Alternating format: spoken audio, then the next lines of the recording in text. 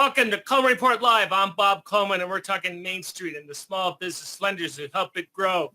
Interesting Times edition continues October 2nd, 2020.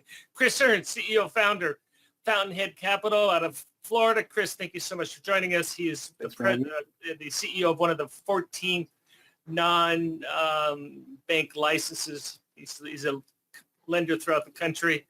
Love having you on. And of course, Katie, in an undisclosed location out of Washington. Katie, you're missing the heat wave in Southern California. Yeah, so I've heard. We're actually getting our first day of rain again this week, but last week we were pretty cloudy the entire week. Well, we have friends up in Seattle, and yeah, you're going to have a lot of rain, so get used to it.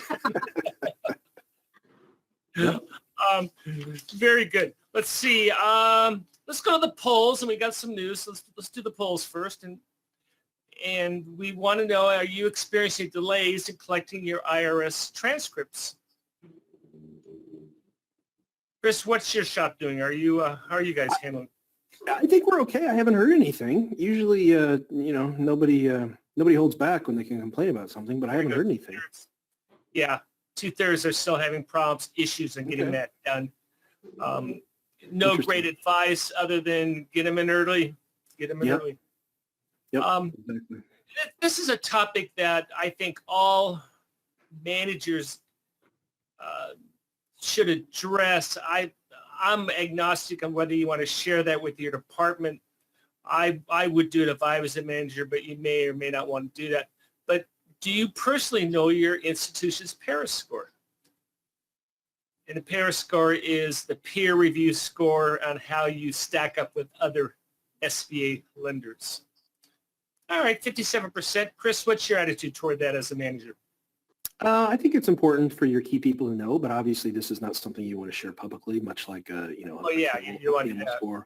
But yeah, no, I think it's I think your key folks probably should know, and obviously the higher the score, the worse that is. So. How important is that score to you? Is it just one of many, or do you really manage to lower that as much as possible? Our shop personally, I mean, we would like to have it lower, always, but it's one of many metrics that we look at. I think it's more important directionally that it's going the right way and that it's not too far out of whack, which ours isn't. So I'm happy about that. But I also wouldn't get overly caught up. I mean, these things can spike, from month to month, quarter to quarter as well. Sometimes. Now, if you don't know if you're the manager or you're not signed up for it, just send an email to SBA. They will get you signed up. Yep. I know that you have to validate that email. I believe it's every 6 months. But if you don't have it, just send an email to them, and they will take care of that. Because they'll remind you every 6 months. I can assure you. Because my password just expired about 3 weeks ago. So yeah. Yeah. So be sure and do that. I think it's there's a lot of great analytics in there, and it can definitely help you manage your portfolio. And finally, what is the most common proof for credit elsewhere? Lance did a webinar yesterday, and we talked about this, and we give you a couple choices. And credit elsewhere is still around. Now, personal resource test has gone away, as we answered yesterday, but the credit elsewhere test still is there. What do we think? Very good. They got it right, Chris. Okay, there you go.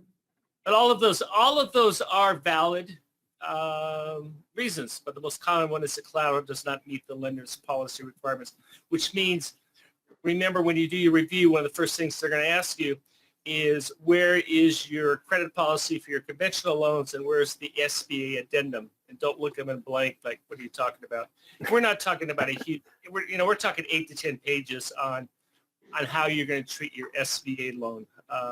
This does not have to be a tome, but it needs to be addressed. All right, let's go on to the news of the day. Katie, the House passed a stimulus bill. I keep on asking if this is a bipartisan effort, and no bipartisanship yesterday. Right. Well, this is a bill that's going to be an entire stimulus package. And like we've said before, the packages tend to have a lot more partisan issues going on, whereas individual bills that are focusing on SBA and PPP tend to get a lot more bipartisan support. This particular bill, as far as PPP goes, we really only know that it extends that program. They're still trying to push for a new version of the HEROES Act, which has been edited a little bit to update to what we're in now, because obviously that was initially written a while ago when the situation was different. So we still don't know everything in this bill except for that it's extending PPP, and they hope to eventually also still get that HEROES Act passed. And I kind of looked into the issues with this bill and why it probably is getting a lot more partisan separation here. And a lot of people are saying this bill probably won't even get to the Senate really, because it's just not doing well. It's very, very partisan. And the points of disagreement really are in the cost. House Democrats are really pushing for this $2.2 trillion, which was in this bill, whereas Senate Republicans really want it to be less than $2 trillion. There's also some disagreements about state and local funding for governments and child tax credits. The points of agreement are still small business assistance and healthcare provisions within that bill. So those things, they're hoping if it doesn't get passed, they're going to submit separate bills on those to try to get those passed. Chris, Katie, do we know, did they address blanket forgiveness in this bill?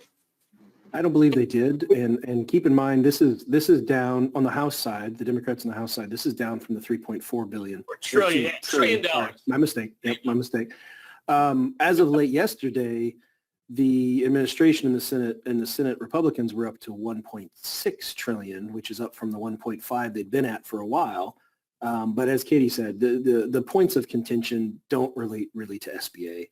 There are all these other things, and this is what's classically known as a Christmas treeing a piece of legislation. They add a bunch of stuff that appeals to on either side, and they hope that everybody just holds their nose and pushes it through eventually. And I still think it's possible. I know that the negotiations are ongoing, but this obviously, by passing this on a partisan line vote in the House, this means it's meant to show that the Speaker is serious, and that negotiations are coming to a close here relatively soon, which I think is a fair assessment.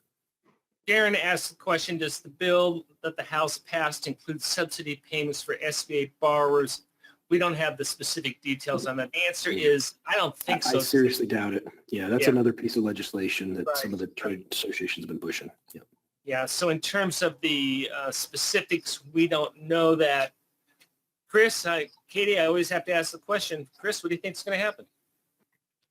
I think if people would listen to me a little bit, I think the administration, I think the president ought to threaten an executive order on doing this by early next week, and that'll probably bring the different sides together legislatively and do it appropriately under the guise of the threat. And I think that would be appropriate. I do think that the Speaker is going to keep the House there until they work something out, at least through the weekend, early to next week. I think the Senate's still in session a little bit longer into next week, but I still think there's maybe a 45-50% probability that they actually get something done. Again, like Katie said, they're not far off at this point on a lot of the substantive things. It's just a dollar amount. It mostly comes down to how much money the administration's willing to let local and state governments get. That seems to be the biggest dollar amount and the biggest source of disagreement at the moment. And some of that hasn't been tapped from the original CARES Act. That's part of the argument from the administration and the Senate Republicans, is they haven't even used up what they already were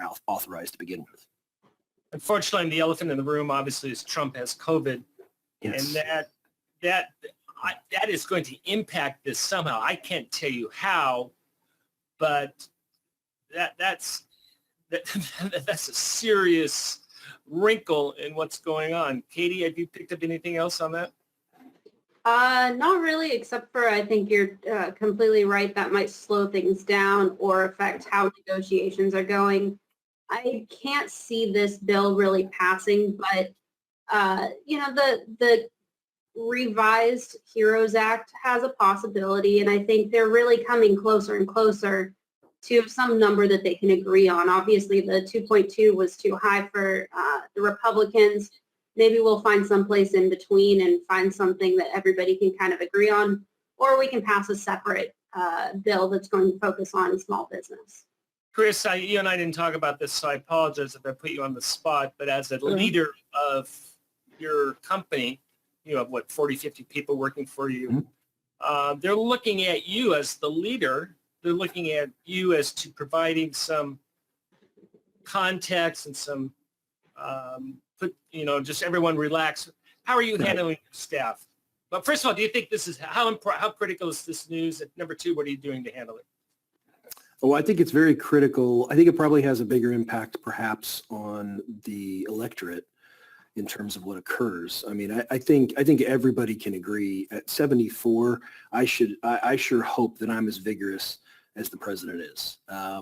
And yeah, while he's in a more, he's in a segment of the population that's has a higher propensity of getting, actual symptoms from COVID and actually and suffering from the virus. I just look at, how energetic, how active he is normally. And obviously I hope all of us, partisanship aside, can come together and realize we wouldn't wish this on our worst enemy. And doesn't even matter who it we've all is. had friends who've been affected by it, and some it just lays them up. And it does. And if that happens, I mean, then you'll have, unfortunately, it's happened a few times in our history where we've had to test this, the transition of power to the vice president. And I'm sure there's conversations about that going on in Washington right now in case Vice President Pence has to step in. I pray it doesn't get to that point. I know that the president intends to be very active. While I don't think he's symptomatic at the moment, although I saw something a couple hours ago that I have some light symptoms, but if that's the case, then he's probably got a week or so where he can operate under some sense of normalcy before things get worse. In which case, the reason why I brought this up is as lenders, you are looked up to from your borrowers, and department managers and leaders. Obviously, I mean that's you need to lead for your staff, but for all staff people on the call, your borrowers are also looking for some. Not an answer, but just some, I guess, understanding or reassurance. Reassurance, yeah. Reassurance that this is going to be okay. It may not end up, he may end up in a hospital. Hopefully, that would be the worst case. But whatever happens, it's going to be okay. And I think, and as lenders, you are looked up to in the community. So don't forget that you have a valuable role to play. Well, but let's also remember there's reassurance and let's not, there's fake reassurance. We don't want to go down that path. We don't want to be Susie Sunshine here, but we want to say, let's just relax. That's right. It is 2020 and we've been thrown a whole lot of curveballs and why would we expect anything else at this point? So, other leaders around the world have gotten COVID as well and recovered, Boris Johnson in the UK, for instance. So I don't think this is, as pessimistic as maybe some are saying it, and I think people have to be very careful. Again, this is going to test our great fourth pillar of government, which is the media. They're going to have to bite their lip, and some of them are not big fans of our president, and they're going to have to be very careful because if they come out and are snarky like they have a tendency to be sometimes. Probably not going to play well. And I think that's sort of what I'm getting at. Maybe out of this, there may be some sort of bipartisanship. I don't know. Anyway, I wanted to address that from a leadership standpoint. Let's go to some fun news. Okay. I didn't mean to. Katie, we have a picture here. Tell us about it, Katie. Sure. So this is an update on the Inlow State Bank case.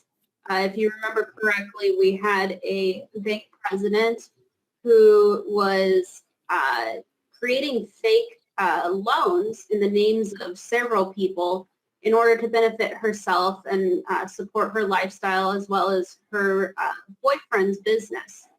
In total, she ended up stealing about $11 million from the bank, and she was just recently sentenced yesterday to 7 years in federal prison, and she now owes $11 million in restitution. I don't know what to say other than if you're going to commit arson, better do a better job than this. I mean, that's literally the conference room where she burned the documents, right? Right, that's it. Well, in this, I said this before, I think when Lance was on, I don't remember if Chris was on at the time, but this is a tiny, tiny town where there was more cows than people. Everybody in the whole city knew that this place was on fire when she did this. So I don't know. There's a volunteer fire department. They all showed up. And unfortunately, the bank closed now. It's $27 million loss to the FDIC fund. Another bank took it over. But this is, community bank. It's been around forever. And so obviously it's a shock to the Where's it at? Where was it at? Texas, somewhere in Texas. Okay. What is it? Enloe, wherever it is. She clearly chose the wrong profession. She should have been a musician and to try to emulate Jimi Hendrix with his guitar burning and stuff. This is a bad image, really bad. Yeah, that's it's sad that it's crazy people. Again, 2020. We've seen our fair share of crazy people this year. Question from Andrea. Can you clarify that businesses don't have to apply for PPP forgiveness for 10 months and that they don't have to make payments during that time, even though they signed the promissory note? Chris, what do you think? Well, so this is interesting, and this has gotten a little play this week because we're getting really close to this, and there's some confusion out there that I'm being told that SBA is going to take this on, hopefully this coming week. In that it is, in fact, in the regs about the 10-month extension of the original 6-month of no payments on PPP loans. However, some institutions believe then, in an abundance of caution and just being prudent lenders, that they therefore should go in and have the PPP borrowers, actually sign a loan modification, giving them this additional 10 months. And I don't think that was the intent. I don't think SBA wants to see that happen, and I'm not going to be surprised if we get some sort of a 2-paragraph statement sometime next week that says no, just this is what's going to happen, sort of de facto across the board. Now it's not there yet, so nobody act on this just yet. But I think there's a lot of conversation about this very thing. They want to give people enough time, particularly because SBA obviously has not processed any forgiveness submissions yet. I mean, we've had some in for, I think we're going on 5 weeks now, and I don't think that's terribly uncommon. And there's only about 2% of the entire loans have even had those submissions to SBA yet. So, Joseph, don't put up the next slide. I don't want the email up there and the phone number, but I'll ask the question directly. It's from Mike. He says, we're looking for vendors to help us in the process. What do we do? First of all, Mike, I would tell you oh, you did take it off. Thank you. First of all, I wouldn't do anything until, as Chris said, for a couple of weeks to see exactly what's going to happen. But you have a couple of options. One is you can hire a loan service provider, or number 2, which Chris has, and get the plug for Chris, you can actually sell your loans to another lender. That's right. Yeah. And then you can do that, and then the purchaser of your PPP loans by law has to be the servicer and has to obviously administer the forgiveness submissions. There are a number of vendors out there. I mean, it's not, I'm a little surprised Mike hasn't been courted by several. There's several of them out there, some that are involved in the industry and some that have recently come into the industry. So I think there's going to be lots of options, and I'm sure you guys can share. And Mike, I would just wait for a week or two to see exactly what's going to be happening. And you may be pleasantly surprised. If I read the blanket forgiveness means anything under 50,000, you're not going to have to do anything at all. And then the 50 to 100, hopefully it's a 1-page application, but we'll see what happens first. Let's see. We have we're going to talk about compensation plans next week. We've released that, and then Chris, I don't think I've even told you this. Unfortunately, we're going to have to cancel our secondary market summit. I figured as much. 2020. I know you've been a participant of that many times. We partner with Marty Techler at Blank Rome, and I guess their offices are closed at least at the end of the year. So we don't have a Marty's there about every day, though, because I hear from him every day from the office. He likes it because there's nobody else there, pretty much. Yeah. But anyway, so we're going to make it an extended webinar, and we'll do it for a couple hours, and we'll do that. And finally, a couple shout outs, one to Celtic Bank, Erwin Lazaro. I apologize if I mispronounced your name, but they're still active. They did a $3.3 million loan for new construction. This is acquisition. I know that's hot. And construction, 3.6 construction of a new express car wash. So good for Celtic Bank out of Utah. And finally, a shout out. I always like reading this. The Phoenix Award winner, which is the company that has come back from disaster. And both of them are from Texas. This poor company, they had 28 new mobile homes for sale. They're all destroyed by the flood. So they were able to come back from that. And the other one's in Ohio and due to tornadoes. So it's nice to see these companies coming back, keeping their employees employed, and still be a thriving business. Real quick, our first PP loan payments come due tomorrow, so that's fine. And that's it. Well, Chris, thank you so much. Katie, Thanks for having me. Thank you for joining us today for Coleman Report Live and for supporting America's Main Street, one entrepreneur at a time. Have a great weekend. Take care, everybody.